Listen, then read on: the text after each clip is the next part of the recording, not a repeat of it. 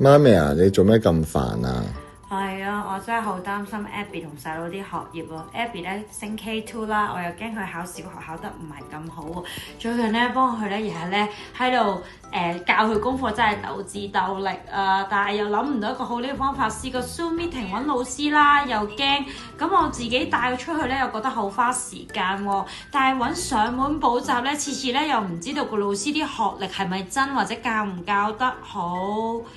咦，我記得咧，好似之前咧喺媽媽 group 度咧，有個媽媽咧介紹咗我個網站叫尋寶啦，佢咧可以咧揀翻咧我哋唔同嘅地區啊，想教啲咩科目都得㗎喎。咦，係喎，佢可以揀 Zoom meeting 或者喺上門補習。首先咧就揀翻所需要嘅科目啦，然之後咧就可以揀係 Zoom meeting 或者公眾地方或者係上門補習嘅任何一個地方。之後咧就係小朋友就讀嘅年級。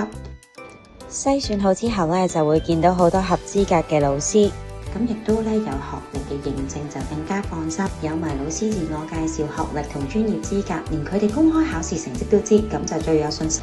自從咧佢哋喺尋寶度揾咗補習老師之後咧，2個小朋友都自動自覺做功課做練習，咁媽咪咧就更加放心。功課咧就梗係交俾專業嘅人士，親子關係就更加好啦。